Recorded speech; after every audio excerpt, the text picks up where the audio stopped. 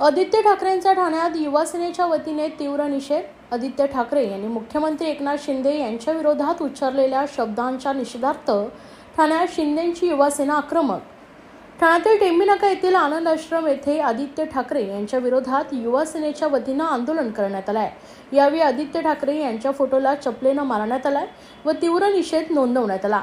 यावेळी युवा सेनेचे राहुल लोंढे, नितीन लांडगे, ऋषिकेश माने, यज्ञेश भोईर, जितेश गुप्ता, विराज निकम व युवा सेनेचे ठाणे शहर जिल्हा परिसरातील सर्व पदाधिकारी कार्यकर्ते यावेळी मोठ्या संख्येने उपस्थित होते।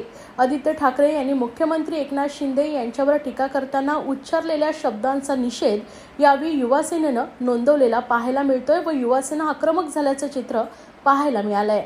काल माननीय मुख्यमंत्री एकनाथजी शिंदे साहेब यांच्या एका प्रतिक्रियेवर आदित्य ठाकरे यांचं तोल ढासळलेलं आहे आणि त्यांनी अत्यंत खालच्या पातळीवर जाऊन माननीय मुख्यमंत्री एकनाथजी शिंदे साहेब यांच्यावर टीका केलेली आहे। मला खऱ्या अर्थाने हे सांगायचं आहे की सत्ता गेल्यानंतर त्यांचं मानसिक संतुलन हे पूर्णपणे ढासळून गेलेलं आहे। तुम्ही बघतायत की त्यांनी नीच ह्या शब्दाचा प्रयोग माननीय मुख्यमंत्री एकनाथजी शिंदे साहेब यांना उद्देशून केला। मला आदित्य ठाकरेंना एकच प्रश्न विचारायचा की खऱ्या अर्थाने नीच कोण?